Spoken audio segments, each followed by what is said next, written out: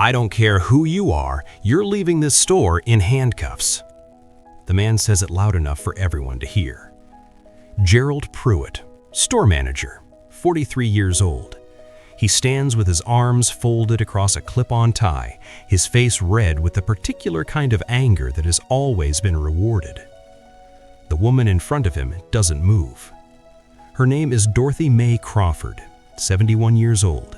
She is 5'2" in her church shoes, the black patent leather ones she only wears on Sundays and special occasions. Today is neither. She came in for cornmeal, coffee, and one of those reading glasses that hang on a rack near the pharmacy. She has been shopping at this Value Mart on Clement Street in the Fillmore district of San Francisco for 22 years. She's holding a receipt. Gerald Pruitt is not looking at the receipt. He is already on his phone. Around them, 12 shoppers, a woman with a cart full of frozen dinners, a teenage boy by the soda display, 2 women near the deli counter, close enough to hear every word. They watch. They say nothing. Gerald Pruitt puts the phone to his ear. And Dorothy Crawford, who raised 3 children alone, who worked a double shift every Friday for 19 years, and who has never been inside a police car in her life, closes her eyes for just a second. Just 1 second. She had no idea the officer on the other end of that call would already know her voice. To understand Dorothy Crawford, you have to go back. Not far back, not decades, just to apartment 4C at 1847 Turk Street, San Francisco. 3rd floor, window that faces a concrete wall, radiator that works maybe half the time. The kitchen table has 4 chairs but only 3 legs that are stable. The 4th is propped up on a phone book from 2009. Dorothy has never thrown that phone book away because the table would fall without it, and she cannot afford a new table, and that is just the way it is. The refrigerator has a handle she taped back together with electrical tape. Inside, right now, a half gallon of 2% milk, leftover collard greens in a Tupperware container she has had since her daughter was in middle school, and 1 pork chop she has been saving since Tuesday. Her work shoes are by the front door, brown orthopedic, size 7. The left sole is held together with a strip of industrial glue she bought from the hardware store 2 blocks over. She re-glues it every 3 weeks. Her church shoes are in the box on the top shelf of her closet. She does not confuse the two. Dorothy raised her grandson Marcus alone starting from when the boy was 9 years old. His parents, her daughter Renee and her husband Kevin, died in a car accident on Interstate 80 on a February night when the fog came in so thick you could hold it in your hands. The police report said the truck driver never even saw them. Marcus had been at a sleepover when it happened. Dorothy got the call at 2:14 in the morning. She drove to pick him up without crying. She would not cry in front of the child. She brought him home, made him hot chocolate with the little packets she kept in the back of the cabinet, and sat with him at that 3-legged kitchen table until he fell asleep at dawn. That was the first sacrifice. The second came a year later when Marcus's school counselor called and said the boy had a gift, a real gift for music, specifically for the piano. His teacher had noticed it almost by accident, the way Marcus would sit at the school's old Yamaha in the music room and play back things he had only heard once, his small hands reaching for notes that seemed too far. Dorothy went to the school. She sat in that music room and listened to her 9-year-old grandson play Clair de Lune by memory. She had never heard Clair de Lune before. She cried in her car afterward for 20 minutes. Then she called every piano teacher in the Fillmore until she found one who would do lessons for $40 a month, a rate so low was practically charity. She paid it by cutting her own lunches to 1 meal a day every workday for 2 years. She never told Marcus. The third sacrifice was smaller, but somehow larger. Every night, every single night, when Marcus was in high school and practicing in the living room until 10 or 11 p.m., Dorothy would sit in her bedroom with the TV muted, just so the sound of his playing could move through the wall. She told him once, and only once, "Baby, whatever room you're playing in, that's where God lives." Marcus never forgot that line. The music, the piano melody we've been hearing, is now recognizably the same melody Marcus has been practicing. The audience understands this now. The song was his all along. By the time Marcus was 16, his piano teacher, a former Juilliard-trained musician named Calvin Breaux, who had ended up back in the Fillmore after his own career collapsed, told Dorothy something she was not prepared to hear. "I can't teach him anymore. I don't have anything left to give him. He's beyond me." Calvin Breaux was the first to recognize what Marcus Crawford actually was. He made one phone call on Marcus's behalf, a call to a professor at the San Francisco Conservatory of Music, and then did something remarkable for a man who had been swallowing his own bitterness for 15 years. He let the boy go. Marcus earned a full scholarship. He graduated at 22 with a performance degree. He became a San Francisco police officer at 24. Not because the music had died, but because Dorothy's neighborhood was still Dorothy's neighborhood, Marcus Crawford had decided that a badge on his chest and a Steinway under his hands were not mutually exclusive. He worked the Tenderloin and Fillmore districts. He drove past Value Mart on Clement Street 3 times a week. He had never once been inside it when his grandmother was there. Until today. Gerald Pruitt had been the manager of Value Mart on Clement Street for 11 years. In those 11 years, he had called the police on black customers 14 times. 14! Not once had he called the police on a white customer for shoplifting. Not once. His own former assistant manager, a woman named Brianna Voss, who quit in 2021, would later write in a letter, "Gerald had a way of watching certain customers that he never applied to others. We all saw it. Nobody wanted to say it. Nobody said it." The first incident on record? 2019. A 60-year-old black man named Arthur Hines, a retired schoolteacher, was accused of hiding merchandise in a canvas bag. The merchandise was his own bag of groceries from the trip prior. Gerald called the police anyway. Arthur Hines was detained for 40 minutes on the sidewalk. No charges were filed. The second incident was also in 2020, and the fourth. By the seventh, the pattern was so clear that 3 different employees had gone to the regional manager, a man named Doug Stetton at the corporate office in Sacramento, to report it. Doug Stetton reviewed the complaints. He sent Gerald Pruitt a written note reminding him of the company's anti-discrimination training module, which was available online and took approximately 45 minutes to complete. Gerald Pruitt completed it. Nothing changed. Gerald's own worldview was articulated once to a part-time employee named Yolanda Reyes, who was stocking shelves nearby, and heard him say it to no one in particular after a tense interaction with a black teenager. "You have to watch some people more carefully. That's just business." Now, today. Dorothy Crawford stands at Register 3. She's purchased 2 items, the cornmeal and the coffee. She did not find the reading glasses. The self-checkout machine flagged a barcode mismatch on the coffee, a store-brand bag that had been reshelved in the wrong spot, priced $1.09 higher on the shelf than what Dorothy believed she was paying. Dorothy pointed this out to the cashier. The cashier, a 20-year-old part-timer named Devin Wells, began to process the price correction. Gerald Pruitt appeared. He looked at Dorothy, he looked at Devin, he looked at Dorothy again. "Step back to the service desk, ma'am." Devin Wells opened his mouth. Gerald Pruitt looked at him. Devin closed it. That was ally number 1, who failed. The woman with the cart full of frozen dinners was standing 3 feet away. She had heard everything. She worked HR for a logistics company and knew exactly what she was witnessing. She looked at her phone. She kept walking. That was ally number 2. The teenager by the soda display had his phone already out. He recorded 6 seconds of video. Then Gerald Pruitt turned in his direction, not threatening, just turned, and the teenager put his phone away. That was ally number 3. The 2 women near the deli counter watched the entire thing.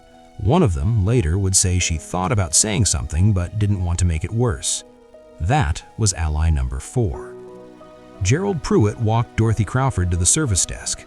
She stood there with her receipt in her hand, dated, time-stamped, and itemized, and he did not look at it. He told her she was suspected of attempting to leave without full payment. Dorothy said calmly that she had the receipt. Gerald said the receipt didn't matter if the machine had flagged an irregularity. Dorothy said the machine had made an error on the shelf price. Gerald said he was calling the police. Dorothy put both hands flat on the counter. She did not cry. She did not raise her voice.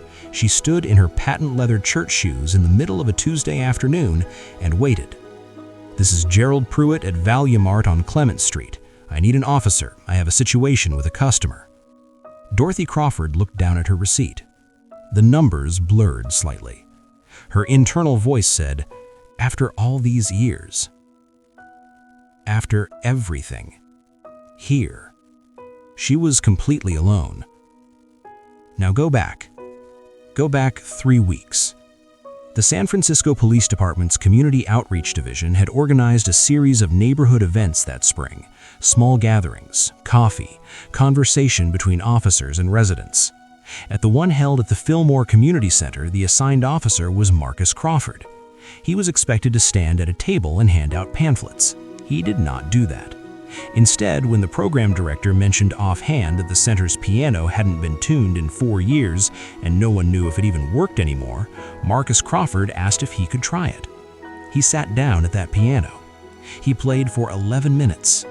In the third row of folding chairs sat a woman named Captain Adrian Holloway, 49 years old, 26 years on the force, commander of the district that included the Fillmore and the Tenderloin.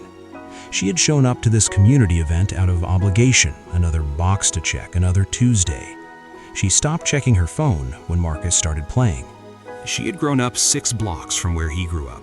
She had watched the Fillmore change and not change, hollow out and fill back up. She knew what it cost to grow up there and become something the neighborhood could be proud of. She had paid that cost herself. She had also, over the course of her career, watched the department lose officer after officer to the particular kind of bureaucratic grinding that happened when someone who was excellent, genuinely excellent, ended up in the wrong supervisor's crosshairs. She was not going to watch that happen to Marcus Crawford. She began, quietly, to mentor him. Not officially. There was no paperwork, there was no formal program. There were just occasional conversations in the hallway after shift briefings, or over coffee in the break room, in which Captain Holloway would say things like, "Your instincts are right. Document everything, every single time." Or, "The uniform only protects you if the record protects the uniform." But the one phrase that became Marcus Crawford's North Star, the one he would hear in the back of his mind in every difficult moment from that point forward, was this: "What you know and what you can actually do, those are the only things no one can take from you." Adrian Holloway said it after a particularly hard disciplinary meeting in which Marcus had been reprimanded for intervening in a situation his supervising sergeant had wanted him to ignore. She had risked something by saying it, by being seen talking to him, by choosing again and again to be on the side of an officer whose talent was undeniable and whose presence made certain colleagues deeply uncomfortable. That risk would matter later, much later, like in about 45 minutes. Marcus Crawford is in his patrol car on Turk Street when the call comes in. "Unit available for a shoplifting complaint at Value Mart, Clement Street. Caller is the store manager requesting officer presence." He doesn't know it's her. He hasn't been to that store in a duty day. He pulls shifts all over the district. He pulls up outside, walks through the automatic doors, and sees Gerald Pruitt standing at the service desk across the store floor. And then he sees the back of a small woman in patent leather church shoes. The world does something strange for exactly 1 second. The store sounds go slightly distant. The fluorescent lights seem to brighten. Then Marcus Crawford is a police officer again. He walks toward the service desk. Gerald Pruitt steps forward before Marcus even reaches them. "Officer, thank you for coming. This individual was attempting to leave without full payment for merchandise. I want her removed from the premises and I want to press charges." Marcus looks at his grandmother. Dorothy Crawford looks at her grandson. Neither of them speaks. Gerald Pruitt does not notice the look that passes between them. He is already listing charges: theft under $50, disturbance. He uses the word individual 4 more times. Marcus takes a breath. Here is the impossible task. He is a uniformed officer responding to a formal complaint from a business owner. Under department protocol, he's required to document the complaint, interview the complainant, and determine whether probable cause exists for further action. He cannot simply say, "That's my grandmother and she has a receipt." He cannot show favor. He cannot dismiss the call without following procedure. Gerald Pruitt is loud and specific, and there are now 6 people watching, including the cashier Devin Wells, who looks like he wants to be anywhere else on Earth. And Gerald Pruitt's exact words are, "Officer, I want her handcuffed and removed. She needs to be made an example of." The stakes are specific. If Marcus makes the wrong procedural move here, if he dismisses the call without following protocol, Gerald Pruitt will file a complaint against him. Marcus already has one complaint in his file. 2 complaints in 12 months triggers a mandatory review. A mandatory review, given Marcus's history with his current sergeant, would almost certainly result in a transfer out of the district, away from this neighborhood, away from these streets, away from the woman standing 5 feet from him in the shoes she only wears for God. The rules are set. The time pressure is real. The witnesses are watching. And Marcus Crawford has no way out that doesn't cost him something. Marcus's hands are steady.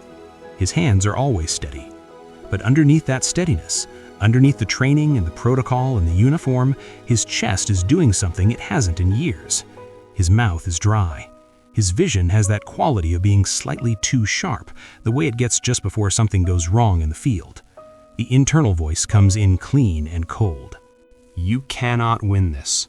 If you follow procedure, she gets humiliated in front of everyone. You break protocol, he files on you, and you're gone. Either way, she stands here in those shoes and the store wins and you lose. And it doesn't matter what you know or what you can play or anything. Mama Dot sacrificed because the system does not care about any of that." Gerald Pruitt is still talking. Marcus is not fully hearing him.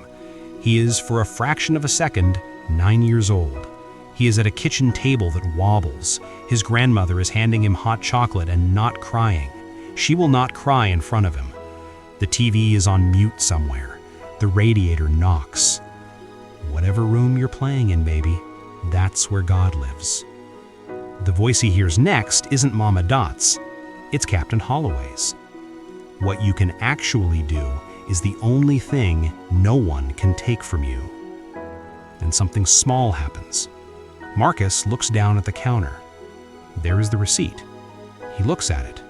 Not at Gerald Pruitt, not at the witnesses, not at the situation, just the receipt. He picks it up. He reads it. And in the bottom left corner of the receipt, a small timestamp that most people would not know to look for, he sees something that changes everything. The decision costs him something. He knows what he is about to do. He knows what it will require. He knows that some of the people watching will remember this moment and some will not. He knows that Gerald Pruitt will not let this go quietly. He sets the receipt back down on the counter. He stands up straight. He is making a choice. No one is rescuing him. He is doing this alone. The timestamp. "You cannot win this. If you follow procedure, she gets humiliated in front of everyone. You break protocol, he files on you, and you're gone. Either way, she stands here in those shoes and the store wins and you lose. And it doesn't matter what you know or what you can play or anything. Mama Dot sacrificed because the system does not care about any of that." Gerald Pruitt is still talking. Marcus is not fully hearing him. He is, for a fraction of a second, 9 years old. He is at a kitchen table that wobbles. His grandmother is handing him hot chocolate and not crying. She will not cry in front of him. The TV is on mute somewhere. The radiator knocks. "Whatever room you're playing in, baby, that's where God lives." The voice he hears next isn't Mama Dot's. It's Captain Holloway's. "What you can actually do is the only thing no one can take from you." And something small happens.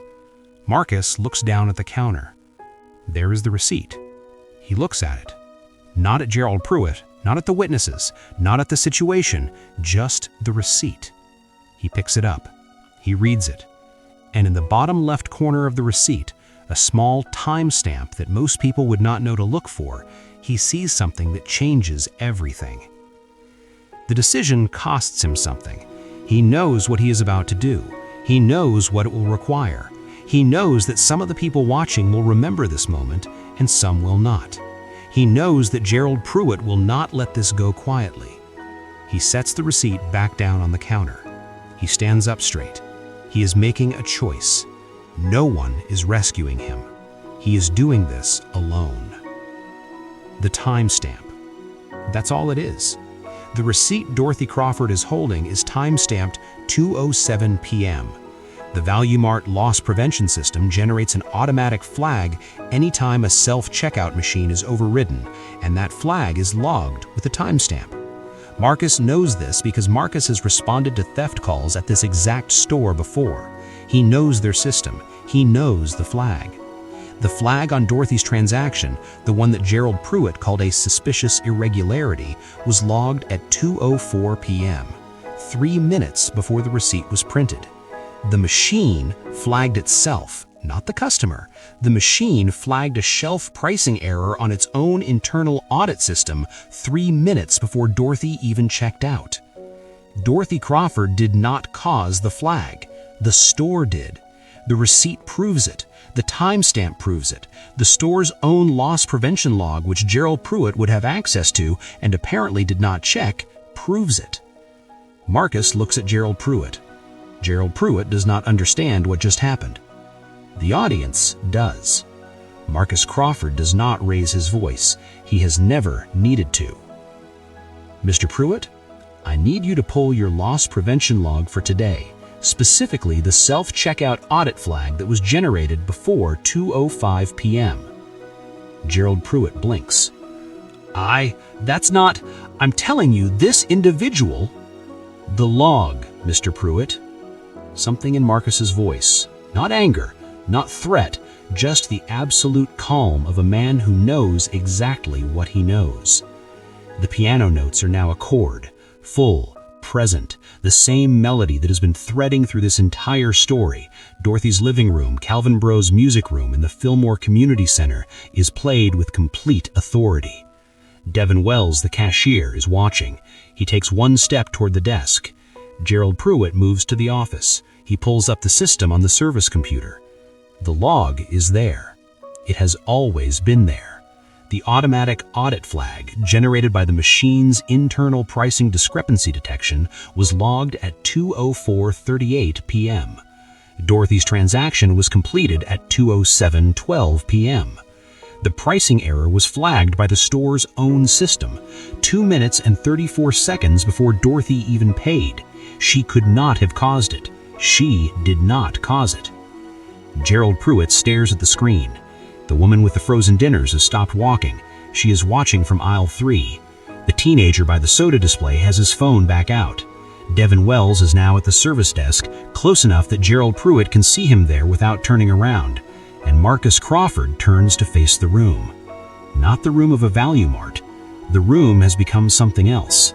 It has become a room with a 3-legged table and a muted television. It has become a community center gymnasium with folding chairs. It has become every room where something true and alive had been allowed to breathe when it could have been extinguished. Marcus Crawford looks at his grandmother. He says, quietly, directly, just for her, I need you to know that nothing you did caused this. Not one single thing. Dorothy Crawford's chin moves, just slightly. She does not cry. She has never cried in front of him. But her eyes, her 71-year-old eyes that have absorbed more than any eyes should ever have to absorb, do something that Marcus has not seen them do since the night she made him hot chocolate and waited with him until dawn. They rest. Just for a moment. They rest. Gerald Pruitt takes one step forward. His mouth is open. Marcus Crawford turns to face Gerald Pruitt. Sir, please do not speak. That's all. That is all it takes. Gerald Pruitt closes his mouth. The store is completely still. Marcus Crawford files his incident report in full. Every detail, the timestamp, the audit log, the shelf pricing error, Gerald Pruitt's stated intention to press charges, his statement that he wanted Dorothy Crawford made an example of, the absence of any evidence of theft, the presence of a valid receipt. He documents it the way Captain Holloway taught him. Everything. The report goes up the chain. The unexpected authority who reads it first is not Marcus's sergeant. It is Captain Adrian Holloway, who happens to be reviewing incident reports from the district that afternoon, which she does not do every afternoon, but does today. She reads the report once. She reads it again. She pulls Gerald Pruitt's call history with the department. 14 calls in 11 years, all involving black customers. 0 resulting in confirmed theft charges. Captain Holloway does not wait.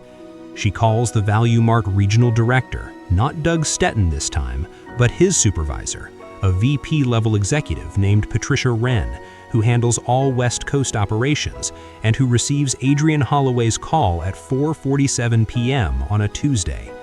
Adrian Holloway reads that call history out loud. 14 calls, all black customers, 0 confirmed thefts. And then she says, on the record, what your manager called about today, the pricing error, was in your own system, logged before the customer paid. Your system caused the flag. Your manager chose not to check it. He called law enforcement on a 71-year-old woman for a discrepancy your store created. And the officer he called was her grandson, who then had to stand in uniform and watch his grandmother be accused of theft she did not commit. Silence on the line. I'm going to need your legal team's contact information. The call is logged. The complaint is formal. The department's Civil Rights Division opens a review. Patricia Wren is on a call with her own legal counsel within the hour. Gerald Pruitt does not know any of this yet. He is in his office. He is looking at that computer screen. He is looking at the timestamp, 2:04:38. Gerald Pruitt did not lose his job because Marcus Crawford reported him. Gerald Pruitt lost his job because Gerald Pruitt had been building his own conviction for 11 years, one call at a time, and the record was all right there. The civil rights investigation launched by the department's review required Value Mart Corporate to surrender all incident records for the Clement Street location. Those records documented 14 calls. 8 of the affected customers were located and interviewed. 4 agreed to participate in a formal civil complaint. Their combined testimony outlined a pattern so consistent, so documented, so utterly undeniable that Value Mart's own attorneys advised the company not to fight it. Arthur Hines, the retired teacher detained for 40 minutes with his own groceries, was among them. Tanisha Caldwell, detained while 8 months pregnant, whose contractions started on a bench near the entrance, was the 4th. Gerald Pruitt was placed on administrative leave pending investigation 6 days after Dorothy Crawford's incident. He was terminated 4 weeks later. His termination letter cited a pattern of discriminatory complaint escalation in violation of company policy, failure to utilize available system resources prior to escalating to law enforcement, and conduct creating legal and reputational liability for the company. 11 years of employment, gone. Not because Marcus Crawford confronted him, not because there was a scene, not because anyone came to save Dorothy Crawford in the moment, because Gerald Pruitt's own actions, documented in his own company's records and in his own calls to the department, had been building a case against him the entire time, and all it took was one officer who knew how to read a receipt. Gerald Pruitt is seen one final time in this story, sitting alone in his car in the parking lot of the Value Mart he no longer manages, staring at the entrance. The automatic doors open and close for other people, for shoppers who are not being watched, for customers who will never be called individuals in that particular tone. He sits there for a long time. No one comes out to check on him. Value Mart settled the civil complaint out of court. The settlement, reached 11 weeks later, totaled $340,000, divided among the 4 plaintiffs. The terms required Value Mart to implement mandatory implicit bias training at all 218 West Coast locations, to install an independent third-party review process for all loss prevention calls involving law enforcement, and to post the new policy publicly in every store. Arthur Hines received $110,000. Tanisha Caldwell received $130,000. Dorothy Crawford received $60,000. Dorothy Crawford, who had been fighting the table leg with a phone book since 2009. Dorothy Crawford, who had been re-gluing her work shoes every 3 weeks. Dorothy Crawford, who had cut her own lunch to 1 meal a day for 2 years so Marcus could have piano lessons. She does not move out of apartment 4C at 1847 Turk Street. She does not want to move, but she gets a new table. And she gets the reading glasses she went to the store for in the first place. And she gets, for the first time since Renee and Kevin died on a February night on Interstate 80, a savings account with a number in it that gives her a different kind of sleep.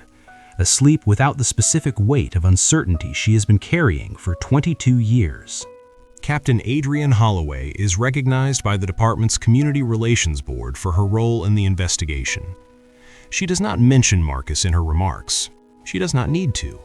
Everyone in that room knows who filed the report and how it was filed and what it cost him to stand in that store in uniform and see what he saw.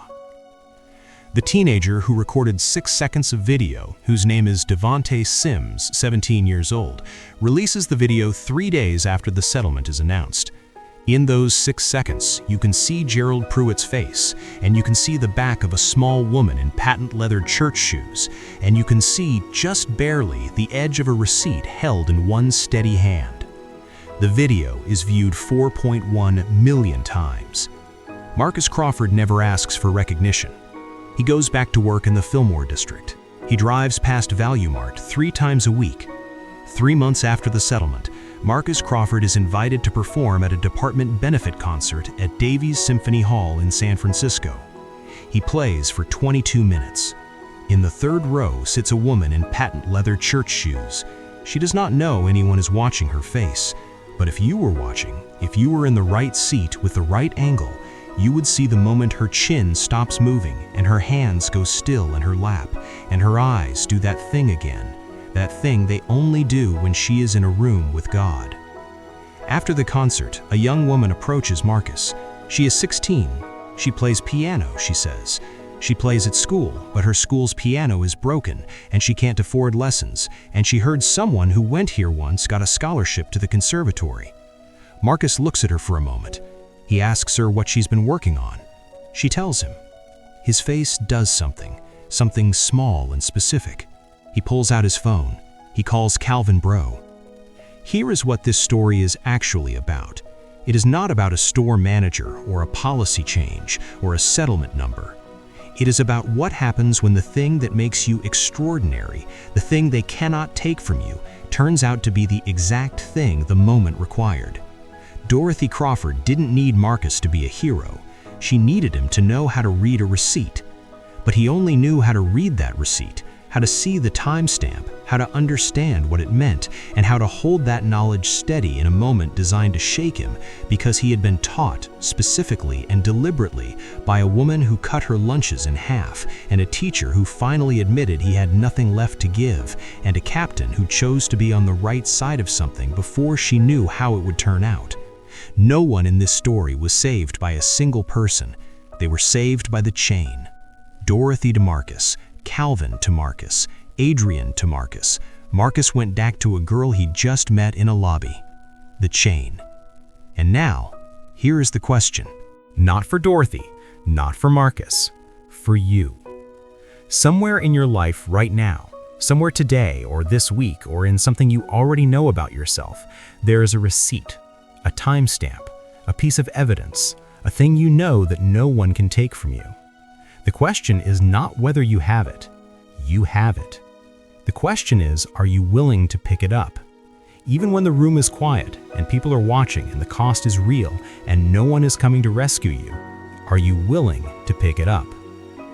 If this story moved you, if you've ever been in that service desk moment, or if you've ever been the one with the phone in your pocket who didn't hit record, share this video. Someone in your life needs to hear it today. Subscribe for more stories like this one, stories about the people who hold the receipt when no one else will. Next week, the black surgeon who was stopped at the door of his own hospital and the single X-ray that exposed a 20-year cover-up.